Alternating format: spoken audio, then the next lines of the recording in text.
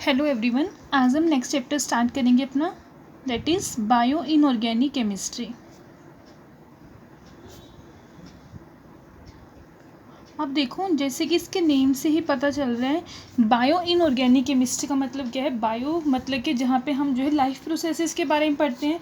तो bio inorganic chemistry जो है केमिस्ट्री की ही एक साइंस की ही ब्रांच है, जिसके अंदर जो है हम इनऑर्गेनिक केमिस्ट्री को पढ़ेंगे लाइफ प्रोसेसेस के अंदर, कि जो लाइफ प्रोसेसेस होते हैं उसमें इनऑर्गेनिक केमिस्ट्री जो है किस तरीके से यूज़ होती है। बेसिकली इनऑर्गेनिक केमिस्ट्री में जो है कुछ हमारे पास मेटल आयंस होते हैं जो काफ़ी इंपॉर्टेंट है किसी भी लाइफ प्रोसेस के लिए। हमारी बॉडी में काफ़ी सारी मेटाबॉलिक रिएक्शंस होती है, उनमें जो इनऑर्गेनिक मेटल आयंस है उनका किस तरीके से रोल है, क्या वो रोल प्ले कर रहे हैं, वो हम यहाँ पे जो है पढ़ते हैं बायो इनऑर्गेनिक केमिस्ट्री में। ओके, तो अगर मैं बायो इनऑर्गेनिक केमिस्ट्री को डिफाइन करूँ तो मतलब कि इसका सिंपली मीनिंग क्या हो जाएगा, study of roles of metal ion in biology, या फिर इन बायोकेमिकल रिएक्शंस भी बोल सकते हैं, कि जो मेटल आयंस है हमारे पास इनऑर्गेनिक मेटल आयंस है वो किस तरीके से बायोकेमिकल रिएक्शंस में जो है यूज़ होते हैं, वो जो है हम इसके अंदर पढ़ेंगे बायो इनऑर्गेनिक केमिस्ट्री में। ओके, अब जो है हमारे पास काफ़ी सारे एलिमेंट्स मेटल आयंस जो है ऐसे हैं जो यूज़ होते हैं, तो उनको जो हम दो वे में कैटेगराइज करते हैं। एक तो हमारे पास है essential and trace elements, essential and trace elements.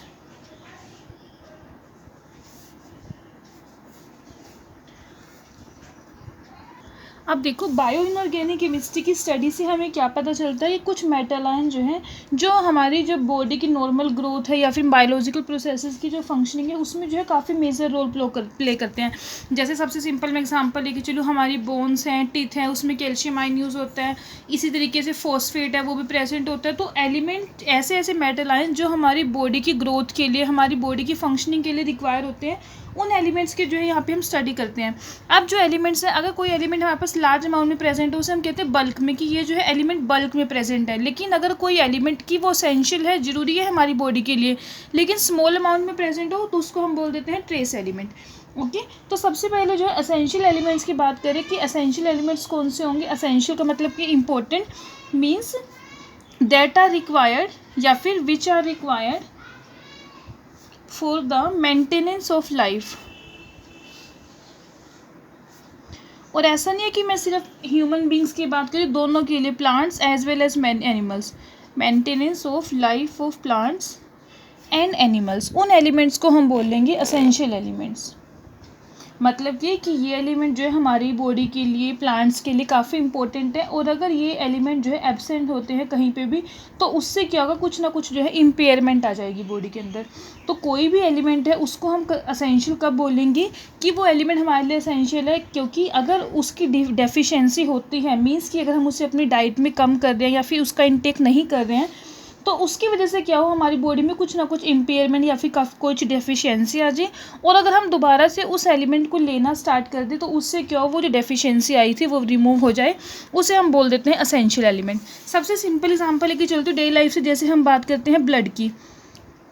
Blood जो होता है बेसिकली उसका कंपोनेंट होता है जिसको हम बोलते हैं हीमोग्लोबिन। हीमोग्लोबिन के अंदर जो है हमारे पास मेटल आयन जो प्रेजेंट होता है वो होता है आयरन। अब जो आयरन है वो हमारी बॉडी के लिए एक एसेंशियल एलिमेंट है। अगर इन केस ऐसा हो कि हम जो है अपनी डाइट में आयरन को नहीं ले रहे, या फिर हमारी बॉडी में क्या हो, आयरन की डेफिशिएंसी हो जाए, मीन्स कि ब्लड की डेफिशिएंसी हो जाएगी, उससे क्या होगा, बॉडी की जो है बॉडी में वीकनेस होगी या फिर बॉडी की ग्रोथ रुक जाएगी। तो क्या हुआ कि किसी एलिमेंट की डेफिशिएंसी से क्या हुआ, हमारी बॉडी के अंदर कुछ ना कुछ इम्पेयरमेंट होगी, और अगर हम दोबारा से उसकी जो है उसकी डाइट को में जो है अपनी उसको लेना स्टार्ट करेंगे, तो वापस से क्या होगा, वो जो डेफिशिएंसी है वो इम्प्रूव हो जाएगी। तो उस एलिमेंट को जो है हम बोलेंगे एसेंशियल एलिमेंट। मीन्स कि कोई भी एलिमेंट है, अगर हम उसकी डाइट को नहीं, उसे अपनी डाइट में नहीं ले रहे हैं, तो उसकी वजह से क्या हो, हमारी बॉडी में कुछ ना कुछ डेफिशिएंसी या फिर कुछ ना कुछ हमारी किसी भी बॉडी पार्ट की फंक्शनिंग में कुछ इम्पेयरमेंट आ जाए, और अगर हम दोबारा से उसे रीस्टोर कर ले, अपनी बॉडी में लेना स्टार्ट कर दे, तो उससे क्या हो, वो जो वहाँ पे इम्प्रॉपर फंक्शनिंग हुई थी वो दोबारा से प्रॉपर वे में होनी स्टार्ट हो जाए, तो इन एलिमेंट्स को हम बोल लेंगे असेंशियल एलिमेंट्स। और इसी का अपोजिट नॉन असेंशियल एलिमेंट्स कौन से होंगे, मतलब कि जिनका हमारी बॉडी में ऐसा कोई ऐसे रोल नहीं है, उनको हम बोल देंगे नॉन असेंशियल, कि हमारी बॉडी के लिए वो इतने ज़रूरी नहीं है, तो वो हो जाएंगे हमारे पास नॉन असेंशियल एलिमेंट। तो सबसे पहली बात, असेंशियल एलिमेंट जो होते हैं उसके लिए हमारे पास एक पर्टिकुलर क्राइटेरिया होगा कि एक तो पहली बात ये कि जो वो एलिमेंट होगा वो हमारे टिश्यूज़ में प्रेजेंट होगा एक पर्टिकुलर कंसंट्रेशन में, उसकी एक डेफिनेट कंसंट्रेशन होगी। सेकंड थिंग कि अगर हमारे पास जो है वो एलिमेंट जो है डाइट से विड्रॉ कर लिया जाए, तो उसकी वजह से क्या है, कुछ ना कुछ बॉडी में डेफिशिएंसी या फिर कुछ ना कुछ एबनॉर्मेलिटी अपीयर हो रही है, और वो डेफिशिएंसी और एबनॉर्मेलिटी जो है वो रिलीव भी हो जाएगी अगर हम जो है उसे दोबारा से अपनी डाइट में लेना स्टार्ट कर देंगे। ओके, तो इस तरीके से जो एसेंशियल एलिमेंट्स होगा उसका जो है ये क्राइटेरिया होगा। अब जो हमारे पास एसेंशियल एलिमेंट्स होते हैं इनको भी जो है हम फर्दर 2 पार्ट में कैरेक्टराइज करते हैं। First one is bulk elements and second is trace elements. Bulk का मतलब होता है जो बहुत ज़्यादा अमाउंट में हो, बल्क का मतलब found in higher concentration. Elements which are found in higher concentration in our body, उन्हें हम बोल देंगे बल्क एलिमेंट्स। एंड ट्रेस के लिए क्या आ जाएगा, which are needed in very low concentration में, कि जो काफ़ी कम कंसंट्रेशन भी रिक्वायर्ड है, जो उनकी वो बहुत है, उनको हम बोल देंगे ट्रेस एलिमेंट। ओके, अब जो हमारे पास काफ़ी सारे एलिमेंट्स होते हैं उनको जो है हम करेक्टराइज करते हैं एज बल्क एलिमेंट्स और ट्रेस एलिमेंट्स। अब ये जो क्राइटेरिया है इस चीज़ का, ये जो है वैरी करेगा ऑर्गेनिज्म टू ऑर्गेनिज्म। मतलब कि ऐसा भी हो सकता है कि जैसे जो हमारे पास असेंशियल एलिमेंट है, कि किसी ऑर्गेनिज्म के अंदर ऐसा हो कि अगर हम उनकी डाइट को इंक्रीज़ कर दें, फिर उसकी कंसंट्रेशन ज़्यादा बढ़ा दें, नॉर्मल कंसंट्रेशन से हायर कंसंट्रेशन पे ले जाए, तो वो क्या उनके लिए टॉक्सिक का काम करें। तो ये जो कंसंट्रेशन होगी वो वैरी करेगी ऑर्गेनिज्म टू ऑर्गेनिज्म। मतलब कि जितना नॉर्मल कंसंट्रेशन रिक्वायर है उतनी कंसंट्रेशन में तो वो हमारे लिए बेनिफिशियल है, बट अगर उससे हायर कंसंट्रेशन में होता है तो वो जो है वहाँ पे टॉक्सिक का काम करेगा। ओके, अब सबसे पहले देखेंगे असेंशियल बल्क एलिमेंट्स।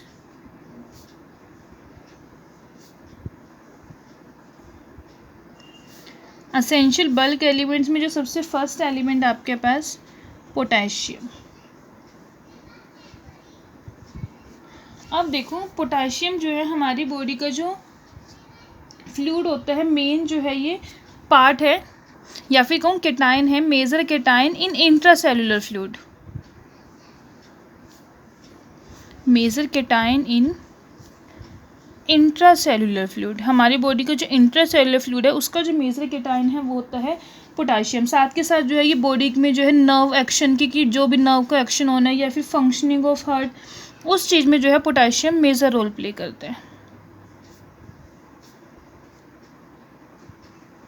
ओके, तो जो पोटेशियम है ये हमारे पास एक प्रिंसिपल इनऑर्गेनिक केटाइन है जो मोस्टली सभी सेल्स में जो है प्रेजेंट होता है। सभी ऑर्गेनिजम्स के लिए जो है ये काफ़ी नेसेसरी है, एक्सेप्ट ब्लू ग्रीन एल्गे, उसको इसकी रिक्वायरमेंट नहीं होती, ब्लू ग्रीन एल्गे। बाकी हमारी तो बॉडी का मेजर केटाइन है इंट्रासेलुलर फ्लूइड का, और इसका जो रोल है वो है nerve action and functioning of heart में। इसी तरीके से नेक्स्ट जो एक पोटेशियम, सेकेंड जो बल्क एलिमेंट है वो है सोडियम। जैसे हम बात करते हैं कि पोटेशियम जो है मेजर केटाइन है इन इंट्रासेलुलर फ्लूइड में, ये सोडियम जो है ये मेजर केटाइन है एक्स्ट्रा सेलुलर फ्लूइड में। मेजर केटाइन इन एक्स्ट्रा सेलुलर फ्लूइड। जैसे हमारे पास पोटेशियम आयन है, सिमिलर वे में सोडियम आयन भी जो है नर्व फंक्शनिंग के लिए जो है इंपॉर्टेंट होते हैं, सिमिलर रोल प्ले करेंगे एज लाइक पोटेशियम आयन। और बाकी जो हमारे पास ऑस्मोटिक रेगुलेशन होता है बॉडी में, टिश्यू फ्लूइड्स में, उसमें भी जो है इसका मेजर रोल होता है सोडियम का।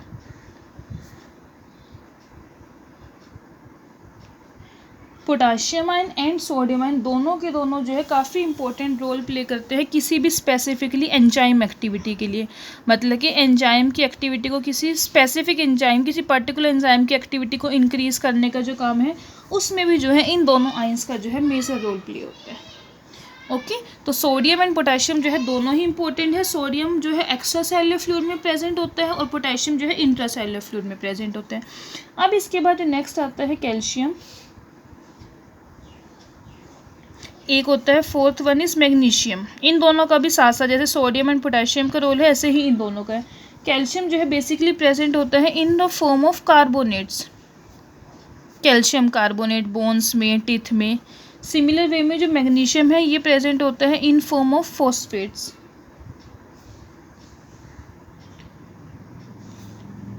ओके, कैल्शियम जो है एसेंशियल है मेनली सभी ऑर्गेनिजम्स के लिए, बोन्स में, सेल वॉल्स में जो है ये मेन कंपोनेंट है। साथ के साथ जो है हमारी बॉडी के अंदर ब्लड क्लोटिंग, उसके लिए भी जो मेजर आयन है जो रोल प्ले करता है वो हमारे पास है कैल्शियम। साथ के साथ सेलुलर ऑर्गेनिजम्स के लिए भी जो है इम्पोर्टेंट है। मसल्स की कॉन्ट्रैक्शन का काम करना, रिलैक्सेशन का काम करना, उसमें भी जो है कैल्शियम जो है एक मेजर रोल प्ले करते हैं। ओके, अगर हम बात करें कैल्शियम की कि जो कैल्शियम है इसकी जो कंसनट्रेशन है अगर ये जो हमारी बॉडी में डिक्रीज़ हो जाए तो इससे जो पर्टिकुलरली डिसीज़ हो जाती है। मतलब कि एक नॉर्मल अमाउंट में, नॉर्मल कंसनट्रेशन में ये बॉडी में चाहिए, अगर इसकी डेफिशिएंसी हो रही है तो भी हमें डिसीज़ हो जाती है, या फिर अगर एक्सेस में लिया जाए बॉडी के अंदर उस केस में भी क्या होता है ये जो है बॉडी में एक डिसीज़ जो है उसको क्रिएट कर देगा। तो एक नॉर्मल जो कंसनट्रेशन है कैल्शियम की वो होनी चाहिए। सिमिलर वे में मैग्नीशियम भी सभी ऑर्गेनिजम्स के लिए एसेंशियल है। जैसे कैल्शियम जो है रोल प्ले करता है, सिमिलर वे में जो ब्लड में मैमल्स होते हैं उसके बीच में जो है मैग्नीशियम जो है रेड ब्लड सेल्स जो होते हैं उसमें इसका मेजर रोल है। जैसे कि हमारे पास कोई भी, एक तो बात करें क्लोरोफिल की, क्लोरोफिल में भी जो कैटायन प्रेजेंट होता है वो होता है मैग्नीशियम। साथ के साथ एंजाइम एक्टिवेटिंग फंक्शन जो होते हैं वो करता है ये।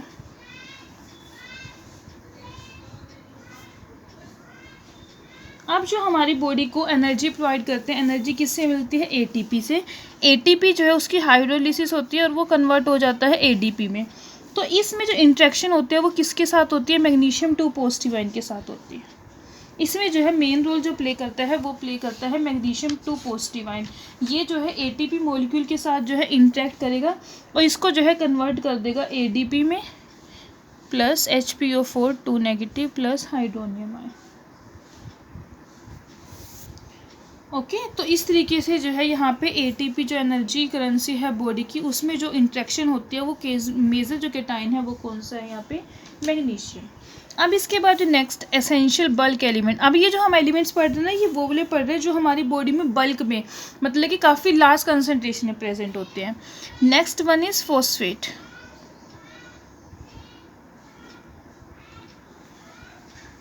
ये भी जो है हमारी जो बॉडी का स्केलेटल मटेरियल होता है, बोन्स वगैरह, उसमें फॉस्फेट जो है यूज़ होते हैं। फॉस्फेट के जो इंपॉर्टेंट कंपाउंड होते हैं न्यूक्लियोटाइड्स हैं या फिर पॉलीन्यूक्लियोटाइड है, फॉस्फोलिपिड्स हैं, उन सभी में जो है फॉस्फेट यूज़ होता है।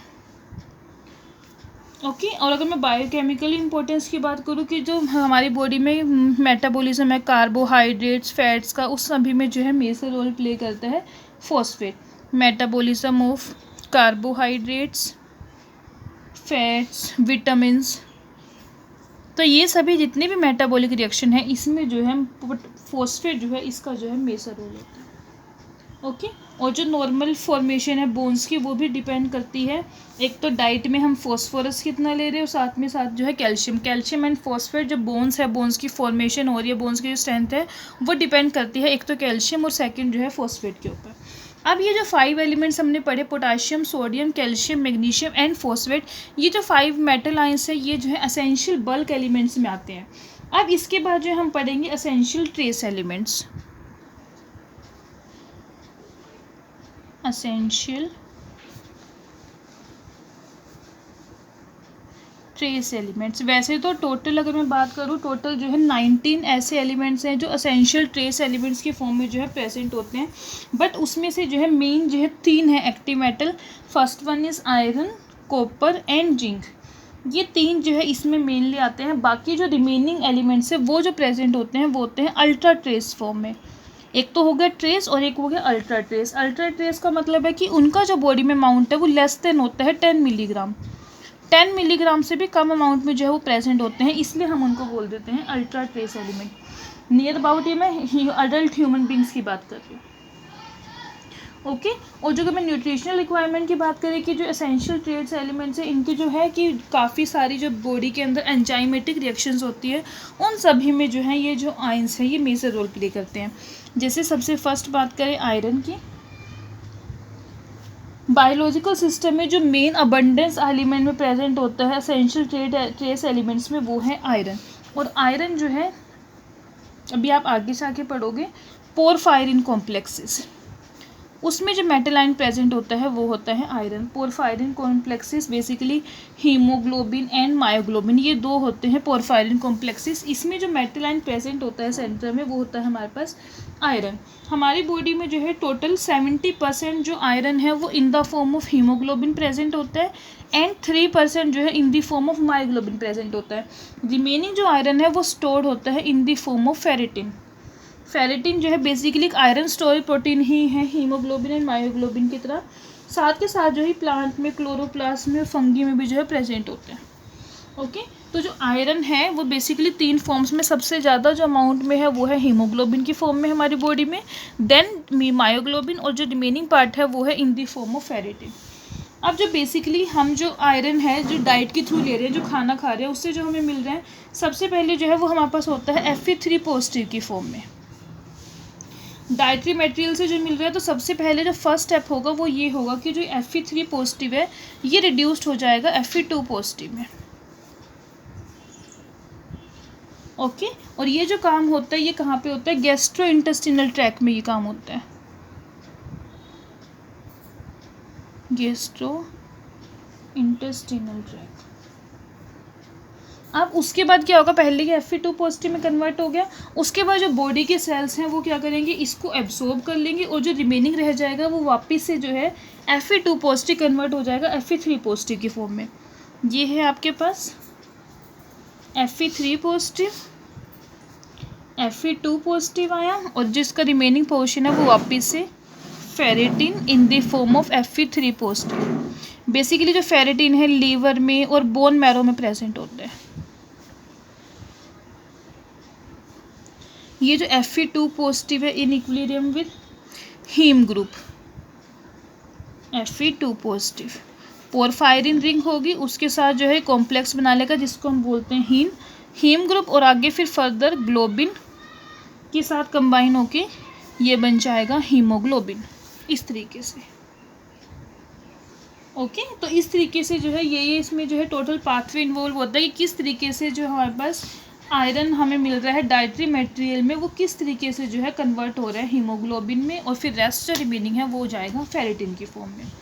अब सेकंड जो एसेंशियल ट्रेस एलिमेंट है वो है कॉपर। जैसे हीमोग्लोबिन मतलब कि पोरफायरिन कॉम्प्लेक्सेस है, उसमें जो मेजर कैटायन प्रेजेंट है वो है आयरन। सिमिलर वे में जो है रिडॉक्स एंजाइम्स जो होते हैं उसमें जो है कॉपर प्रेजेंट होते हैं, रिडॉक्स एंजाइम, और साथ के कॉम्प्लेक्स है हीमोसाइनिन। हीमोसाइनिन के अंदर जो मेटल प्रेजेंट है वो हमारे पास होता है कॉपर। कॉपर बेसिकली हीमोसाइनिन के अंदर जो है ऑक्सीजन कैरी का काम करेगा, और जितने भी टिश्यूज़ है जहाँ पे ऑक्सीजन की रिक्वायरमेंट है उसको जो है वहाँ पे सप्लाई करने का काम करेगा। साथ के साथ जो है ब्रेन की फंक्शनिंग में और आयरन की मेटाबॉलिज्म में हमारी बॉडी में, उसमें भी जो है कॉपर काफ़ी मेन रोल जो है प्ले करता है। ऐसे जैसे हमने पीछे पढ़ा था, ऐसे कॉपर का भी है कि अगर आपको जो है डेफिशिएंसी हुई कॉपर की, तो उससे भी क्या होता है, कॉपर की डेफिशिएंसी से जो है एनीमिया की प्रॉब्लम हो जाती है। सिमिलर वे में अगर एक्सेस में कॉपर होगा बॉडी में, वो भी हमारे लिए हार्मफुल है। अगर एक्सेस में कॉपर होता है तो उस केस में जो है डिजीज़ हो जाती है, विल्सन डिजीज़ इसे बोलते हैं। ये किस वजह से होती है? Extra intake of copper. Extra intake of copper की वजह से जो है ये डिजीज़ होती है। अब इसको जो है कम करने के लिए बेसिकली क्या करते हैं, EDTA की डोज देते हैं। बेसिकली EDTA क्या होता है? Ethylene diamine tetraacetic acid. EDTA क्या है? एक सोल्यूबल कॉम्प्लेक्स बना लेगा कैल्शियम के साथ, और फिर जो है वो एक्स्ट्रा जो हमारी बॉडी में कैल्शियम है वो जो है इन दी फॉर्म ऑफ यूरिन जो है वो बाहर आ जाता है। ओके, तो इस तरीके से जो है एक्सेस जो कॉपर है उसको जो है हम EDTA की हेल्प से जो है मॉनिटर कर सकते हैं। अब नेक्स्ट जो एलिमेंट है कोबाल्ट। कोबाल्ट भी जो है एसेंशियल ट्रेस एलिमेंट है मैमल्स के लिए। ये भी क्या है, काफ़ी सारे एंजाइम्स को जो है एक्टिवेट करने का काम करेगा। साथ के साथ it is a main constituent of vitamin B12। Haemoglobin की फॉर्मेशन के लिए विटामिन B12 की रिक्वायरमेंट होती है और विटामिन B12 में जो कॉन्स्टिट्यूएंट है वो क्या है, कोबाल्ट प्रेजेंट है। बाकी अगर प्लांट्स के लिए बात करें, प्लांट्स के लिए जो है काफ़ी हाईली टॉक्सिक होता है।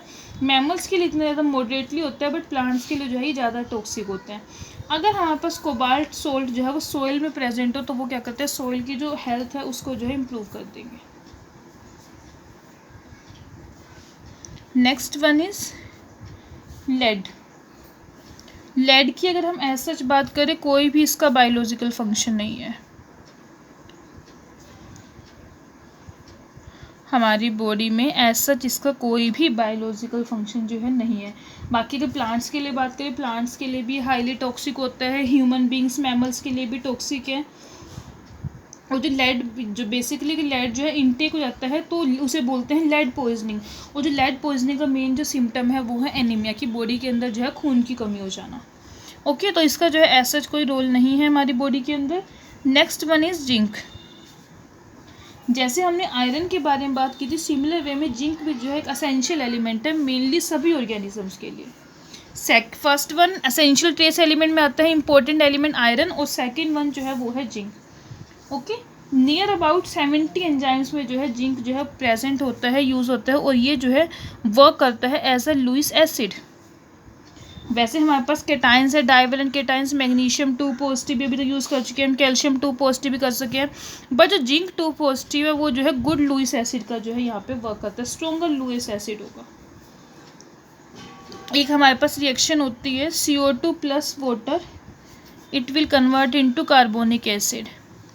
तो यहाँ पे जो एंजाइम यूज़ होता है इस रिएक्शन को फैसिलिटेट कराने के लिए वो होता है कार्बोनिक एनहाइड्रेस। और कार्बोनिक एनहाइड्रेस एंजाइम में जो मेटल आयन है वो कौन सा है, जिंक 2 पॉजिटिव। तो इस रिएक्शन, ऐसे बहुत सारी एंजाइमेटिक रिएक्शंस है जिनको फैसिलिटेट कराने में जो है जिंक का मेजर रोल है। ऐसे ही जैसे कार्बोनिक हाइड्रेस है, ऐसे ही एंजाइम होता है कार्बोक्सी पेप्टिडेज। ये आप अमीनो एसिड्स में पढ़ते हैं। बेसिकली अमीनो एसिड्स में जो है कार्बोक्सी पेप्टिडेज एंजाइम यूज होता है। इसके अंदर में जो मेटल आयन प्रेजेंट होता है वो जिंक ही होता है। स्पेशली इसकी जो एक्टिविटी है वहाँ पे कि जो हमारे पास पेप्टाइड बॉन्ड होते हैं, स्पेशली पेप्टाइड बॉन्ड भी कार्बोक्सिल टर्मिनल वाली जो बॉन्ड होती है उसको जो है ब्रेक करने का काम जो करता है वो करता है एंजाइम कार्बोक्सी पेप्टिडेज। मतलब कि ये जो एंजाइम है सिलेक्टिव है, ये सिर्फ उन्हीं पॉलीपेप्टाइड्स को जो है हाइड्रोलाइज करता है जिसमें जो टर्मिनल अमीनो एसिड है उसके पास जो है कुछ ना कुछ ब्रांच चेन ग्रुप लगा हुआ। Okay, next element is selenium. Selenium भी जो है एसेंशियल ट्रेस एलिमेंट है मैमल्स के लिए और कुछ प्लांट्स के लिए भी। एक हमारे पास एंजाइम होता है ग्लूटाथायोन परऑक्सीडेज। इस एंजाइम में जो मेटल आयन प्रेजेंट है वो कौन सा होता है, सेलेनियम। बाकी जो है ये भी एसेंशियल कॉन्स्टिट्यूएंट है काफ़ी सारे एंजाइम्स का, और जो हमारी बायोलॉजिकल रिएक्शन जो होती है उसमें जो है रोल प्ले करता है। अगर इसकी डेफिशिएंसी हो जाए तो सेलेनियम की जो डेफिशिएंसी है उसकी वजह से जो है हार्ट की जो है डिसीज़ हो जाते हैं हार्ट में। Next one is molybdenum. Molybdenum भी जो है काफ़ी सारे एंजाइम्स हैं उसमें यूज होता है। बेसिकली इसकी जो रिएक्शंस होती है, एक तो नाइट्रोजन फिक्सेशन रिएक्शन नेचर में जो रिएक्शन होती है, एंड नाइट्रेट रिडक्शन रिएक्शन, उसमें जो है मोलिबिडनम यूज़ होता है। थोड़ा सा जो है ये हमारे लिए जो है टॉक्सिक होता है मैमल्स के लिए। मतलब कि अगर मोलिबिडनम जो है बायोलॉजिकल सिस्टम में एक्सेस में प्रेजेंट हो तो इसकी वजह से जो है कॉपर की डेफिशिएंसी होती है मोलिबिडनम की वजह से, कि अगर हम इसकी एक्सेस इनटेक कर ले या फिर ये कहें कि हायर कंसंट्रेशन में प्रेजेंट है मैमल्स के अंदर, तो उसकी वजह से क्या होता है बॉडी में जो है कॉपर की डेफिशिएंसी हो जाती है। ओके, अब नेक्स्ट आयन जो है वो है क्रोमियम। अल्ट्रा ट्रेस अमाउंट में जो है क्रोमियम ह्यूमन बॉडी के अंदर, एडल्ट ह्यूमन बॉडी के अंदर जो है बेसिकली प्रेजेंट होता है। बाकी जो ग्लूकोज मेटाबॉलिज्म है उसमें ये यूज़ होता है, glucose metabolism and diabetes. Chromium in the form of 3 positive, जैसे इंसुलिन का इंजेक्शन होते हैं जो देते हैं डायबिटीज़ को कंट्रोल करने के लिए, सिमिलर वे में क्रोमियम 3 पॉजिटिव आयन और इंसुलिन जो है दोनों ही मेंटेन करते हैं हमारे ब्लड में ग्लूकोज के लेवल को। क्रोमियम 3 पॉजिटिव की फॉर्म में, अगर ये क्रोमियम 6 पॉजिटिव की फॉर्म में हो तो ये वाली जो फॉर्म होती है इसकी हाईली टॉक्सिक फॉर्म होती है। जो 3 पॉजिटिव वाली फॉर्म है वो जो है हमारी बॉडी के लिए रिक्वायर्ड है। ओके, 8 होगी। अब जो नेक्स्ट आता है एसेंशियल एलिमेंट मैंगनीज। मैंगनीज भी जो है काफ़ी सारे एंजाइम जो है उनको एक्टिवेट करने का काम करते हैं। बेसिकली Mn2 पॉजिटिव की फॉर्म में ये होगा, क्या करेगा, जितना भी बॉडी में नाइट्रोजनस वेस्ट होता है उसको जो है यूरिया में कन्वर्ट कर देगा। नाइट्रोजनस वेस्ट ऑफ बॉडी को जो है ये यूरिया में कन्वर्ट कर देगा, जो क्या है फिर ब्लड से किडनी के थ्रू और फिर यूरिन के थ्रू जो है यूरिक एसिड की फॉर्म में जो है बॉडी से एक्सक्रीट हो जाती है। अगर हम सॉइल की बात करें तो डेफिशिएंसी जो है मैंगनीज की सॉइल में वो क्या है, प्लांट की ग्रोथ को जो है या फिर उसको इनहिबिट कर देगी, और जो सॉइल है, सॉइल की जो फर्टिलिटी होती है उसको भी जो है डिक्रीज करती है।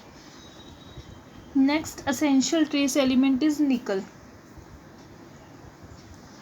निकल जो है ऐसे ही एंजाइमेटिक रिएक्शंस में यूज होता है। बेसिकली हाइड्रोजिनेसिस रिएक्शन जो होती है एंड प्लांट यूरेसिस, ये क्लासेस हैं एंजाइम्स की जिसमें जो है निकल हमारे पास यूज़ होता है। बेसिकली अगर इसकी जो डेफिशिएंसी है फूड में वो क्या करती है कि जो लीवर के फंक्शनिंग है उसको जो है कम कर देती है। बाकी प्लांट्स के लिए जो है मोस्टली प्लांट्स के लिए हाईली टॉक्सिक होता है, मैमल्स के लिए मॉडरेटली टॉक्सिक है। अगर कंसंट्रेशन जो है इसकी हाई कंसंट्रेशन में प्रेजेंट हो तो उस केस में जो है ये टॉक्सिक वाला वर्क करता है। अदरवाइज जो है अल्ट्रा ट्रेस अमाउंट में जो है हमारी बॉडी के लिए यूज़फुल है। Next one is arsenic. Arsenic जो है ये भी अल्ट्रा ट्रेस फॉर्म में होगा। Ultra trace element in red algae में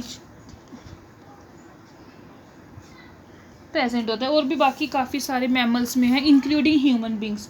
इसकी जो डेफिशिएंसी है वो भी क्या करती है, ग्रोथ को जो है डिप्रेस्ड कर देती है।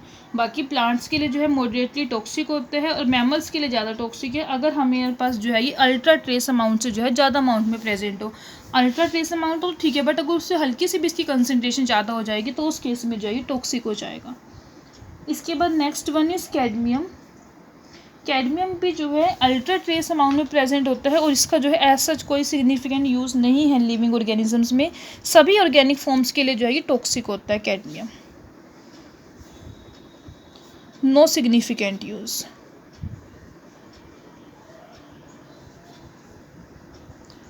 ओके, इसके बाद next one is mercury. Mercury का भी जो है नो बायोलॉजिकल फंक्शन, कोई भी बायोलॉजिकल फंक्शन नहीं है। बाकी ये भी जो है फंगी, ग्रीन प्लांट्स के लिए, एनिमल्स के लिए, इन सब के लिए जो है टॉक्सिक होती है। मैमल्स के लिए भी जो है टॉक्सिक ही वर्क करती है, कोई ऐसे बॉडी में इसका कोई रोल नहीं है प्ले करने के लिए। अब ये तो थे हमारे पास मेटल्स, ऐसे ही हमारे पास है नॉन मेटल्स। एसेंशियल एलिमेंट जो है नॉन मेटल्स में जो प्रेजेंट होते हैं जैसे कि हाइड्रोजन है, कार्बन है, ऑक्सीजन है, nitrogen, phosphorus, sulphur, chlorine and iodine. ये इनमें से जो है ट्रेस अमाउंट में प्रेजेंट होते हैं mostly element except carbon, hydrogen, nitrogen and oxygen. मतलब कि ये तो अबंडेंस में ही प्रेजेंट है हमारी बॉडी में। लिविंग सिस्टम में मोस्टली जो है यही 4 एलिमेंट्स प्रेजेंट है, बाकी जो ये वाले रिमेनिंग एलिमेंट्स हैं ये प्रेजेंट होंगे ट्रेस एलिमेंट की फॉर्म में, नॉन मेटल्स। ओके, आगे बात करें फॉस्फोरस की। जैसे फॉस्फोरस जो है एटीपी जो हमारे पास होता है एनर्जी रिच मॉलिक्यूल, उसमें जो है इसका मेजर कंपोनेंट है, और बोन्स में एपेटाइट की फॉर्म में कैल्शियम फॉस्फेट ये फॉर्मूला होता है इसका, इस फॉर्म में जो है प्रेजेंट होता है। ऐसे कि ये तो है कैल्शियम फॉस्फेट, ऐसे फ्लोरो एपेटाइट भी होता है उसमें भी जो है प्रेजेंट होता है। उसके बाद नेक्स्ट आता है क्लोरीन। जैसे अभी मैं बात कर रही थी मेजर केटाइन है, सिमिलर वे में ये भी जो है हमारे पास मेजर एनाइन है। सेल के अंदर और सेल के बाहर दोनों ही फॉर्म में जो है प्रेजेंट होते हैं। ये भी जो है हमारे पास मैमल्स के लिए in the form of NaCl electrolytes उसमें यूज़ होता है। HCl में भी प्रेजेंट होता है क्लोरीन, और जो यूज़ है असेंशियल इन डाइजेस्टिव जूसेज जो हमारी बॉडी में होते हैं।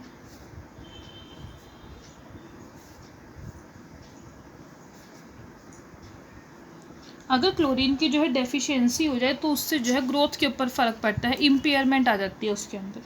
ओके, इसके बाद नेक्स्ट जो है वो है आयोडीन। आयोडीन जो है एसेंशियल कॉन्स्टिट्यूएंट है, बेसिकली थायराइड हार्मोन होता है एक, थायरोक्सिन, उसमें जो है इसका मेजर कॉन्स्टिट्यूएंट है। ये भी जो है हमारी बॉडी में मेटाबॉलिज्म और ग्रोथ रेगुलेशन के लिए जो है यूज़ होता है। ओके, ये जो हमने एलिमेंट्स पढ़े, essential element, trace element, bulk elements, इसमें जो है आपको बस ऐसे ही क्वेश्चन, सिंपल सा क्वेश्चन आता है कि कोई भी एलिमेंट गिवन हो कि इसके यूजेस बताओ हमारी बॉडी में किस तरीके से यूज़ है, तो एक या दो यूज़ जो है आपको सभी के लर्न कर लेने हैं। अब इसके बाद जो नेक्स्ट टॉपिक हम स्टार्ट करेंगे, ये काफ़ी इंपॉर्टेंट टॉपिक है। मेन जो चैप्टर है आपको वो यहाँ से स्टार्ट होता है, मेटैलोपोरफायरिन्स। ये क्या होते हैं metalloporphyrins? Basically bio inorganic compound. जब भी हम बायो इनऑर्गेनिक केमिस्ट्री पढ़ते हैं उसमें जो है एक हमारे पास इंपॉर्टेंट ग्रुप होता है जिसको हम बोलते हैं पोरफिन रिंग। अभी स्टार्टिंग में बता दी हीमोग्लोबिन, माइग्लोबिन उसमें आता है, वही चीज़ है वो यहाँ पे हम पढ़ेंगे। इसमें बेसिकली पोरफायरिन रिंग क्या है? एक रिंग है जिसके सेंटर में जो है मेटल आयन प्रेजेंट होगा और उसके सराउंडिंग में है टोटल हमारे पास 4 पायरोल रिंग्स प्रेजेंट होती है। 4 pyrrole ring. Generally pyrrole ring क्या होती है? 5 मेंबर रिंग, जिसमें 4 तो होते हैं कार्बन और 5th होती है नाइट्रोजन। इस रिंग को हम बोलते हैं पायरोल रिंग। तो इस केस में क्या है, जो हमारे पास पोरफिन है, पोरफिरिन क्या है? ये माइक्रोसाइक्लिक रिंग है, macrocyclic ring made of 4 pyrrole ring. 4 pyrrole ring को जो है अगर हम ज्वाइन कर दें, और ज्वाइन भी कैसे करेंगे? थ्रू मीथेन ब्रिजेस CH2, तो वो हमारे पास बन जाएगी पोरफिरिन। ये जो पोरफिन्स हैं टेट्राडेंटेट लिगेंड का काम करेंगे। देखो जैसे ये है हमारे पास, ऐसे मैंने जैसे ये बनाई एक नाइट्रोजन,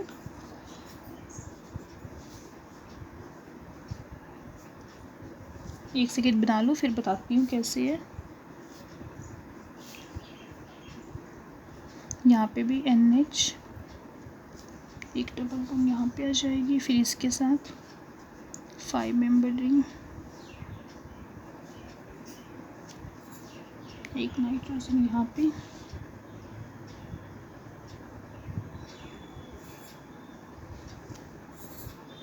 एक 5 मेंबर रिंग इसके साथ, ऐसे ही एक CH2 यूनिट यहाँ पे।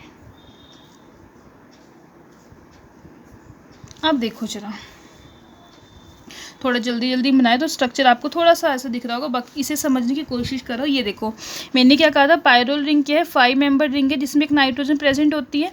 एक पायरोल रिंग आपके पास ये है 5 member ring with nitrogen, second pyrrole ring, third pyrrole ring and fourth pyrrole ring join होंगे थ्रू मीथेन ब्रिजेस। ये देखो ये जो ऐसे बनाए, ये लगा हुआ है यहाँ पे CH2 यूनिट, आपस में 2 पायरोल रिंग को ज्वाइन कर रहा है। सिमिलर वे में एक CH2 यूनिट ये है, ये दोनों पायरोल रिंग को ज्वाइन कर रहा है। एक CH2 यूनिट ये है जो दोनों रिंग्स को ज्वाइन कर रहे हैं, और एक CH2 यूनिट ये है जो हमारे पास जो है दोनों रिंग्स को ज्वाइन कर रहे हैं। इसीलिए मैंने आपको ये कहा कि जो पोरफिन्स होते हैं ये क्या है? टेट्राडेंटेट लिगेंड है, क्योंकि इनके पास 4 डोनर एटम प्रेजेंट है, टोटल 4 नाइट्रोजन प्रेजेंट है ना, इसीलिए जो हम इसको बोलते हैं टेट्रा डोनर लिगेंड। ओके, इसमें से क्या है कि जो 2 नाइट्रोजन है वो हमारे पास, वो तो टर्शियरी नाइट्रोजन है, एक ये वाली नाइट्रोजन और एक ये वाली नाइट्रोजन टर्शियरी नाइट्रोजन है, और ये क्या करेंगे? कोऑर्डिनेट बॉन्ड बनाएंगे अपने, जो इनके पास ही लोन पेयर ऑफ इलेक्ट्रॉन है इसको जो है मेटल को डोनेट कर देगी। बाकी जो 2 नाइट्रोजन है ये यहाँ पे सेकेंडरी नाइट्रोजन है, दोनों के पास एक एक प्रोटोन है, एक ही प्रोटोन को लूज करेंगे, नेगेटिव चार्ज आ जाएगा और फिर अपने मेटल आयन को जो है इलेक्ट्रॉन डोनेट करेगी। तो जो हमारे पास पोरफिन रिंग है ये क्या है? एक टेट्राडेंटेट डाइनेगेटिव लिगेंड बिकॉज क्योंकि ये क्या कर रहे हैं? मेटल आयन को अपने इलेक्ट्रॉन डोनेट करेगी, इसलिए हम इसको बोलेंगे टेट्राडेंटेट डाइनेगेटिव लिगेंड। अब जो हमारे पास डाई पॉजिटिव, क्योंकि डाई नेगेटिव है इसलिए जो डाई पॉजिटिव केटाइन है, di positive cation basically magnesium 2 positive, iron 2 positive and nickel 2 positive, ये सभी जो है न्यूट्रल कॉम्प्लेक्सेस बनाएंगे इस पोरफिन रिंग के साथ, क्योंकि ये क्या है, डाइनेगेटिव एनायन है और ये है डाइपोस्टिक एटाइन, तो इसके साथ जो रिंग बनेगी हमारे पास गोल कॉम्प्लेक्स बनेगा वो क्या होगा, एक न्यूट्रल कॉम्प्लेक्स होगा।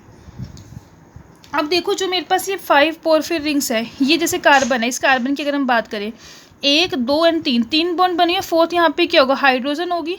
सिमिलर वे में यहाँ पे भी हाइड्रोजन होगी। तो अगर हम बात करें इन चारों के चारों पायरोल रिंग की, अगर इन चारों पायरोल रिंग में जो सब्स्टिट्यूएंट है वो सिर्फ हाइड्रोजन प्रेजेंट है तो हम इसको बोलते हैं पोरफिन रिंग।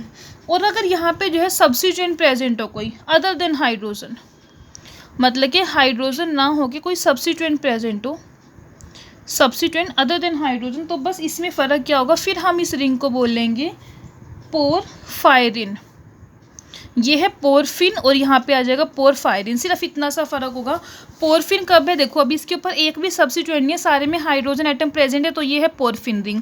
अगर इसमें क्या हो, हाइड्रोजन एटम की जगह पे कुछ भी substituent, methyl group, acetate group, कुछ भी सब्स्टिट्यूएंट लगा हुआ है बट हाइड्रोजन नहीं है, तो उस रिंग को हम बोल देंगे पोरफायरिन रिंग।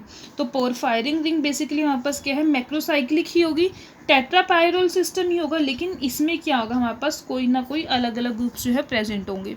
और सेकंड थिंग, इस रिंग में जो है कॉन्जुगेटेड डबल बॉन्ड है, कॉन्जुगेट पोजीशन पे होंगी, डबल सिंगल कॉन्जुगेटेड का मतलब कि जो है हमारे पास कॉन्जुगेशन में चल रही है। जैसे मैं मैंने मूवमेंट स्टार्ट करी, यहाँ पे ये आगे, ये आगे, ये आगे, इस तरीके से कॉन्जुगेशन में जो है सारी की सारी जो बॉन्ड्स हैं वो इन्वॉल्व होंगे।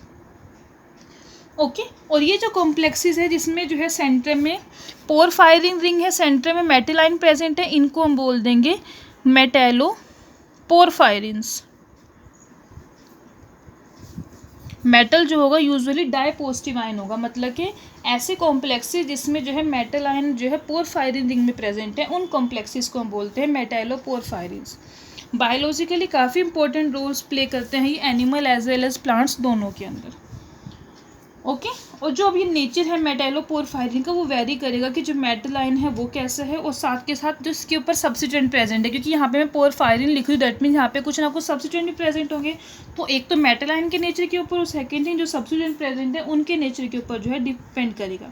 अलग अलग साइड चेन जो प्रेजेंट है या फिर मेटल आयन जो है उसकी ऑक्सीडेशन स्टेट चेंज है, तो उस केस में क्या होगा, इनकी जो रिएक्शंस है वो भी क्या होंगे, डिफरेंट हो जाएंगे। दो हमारे पास मेन जो अभी तक हमने पढ़े मेटेलो पोरफायरिन्स हैं, एक तो हीम जो है बेसिकली आयरन 2 पोरफायरिन है।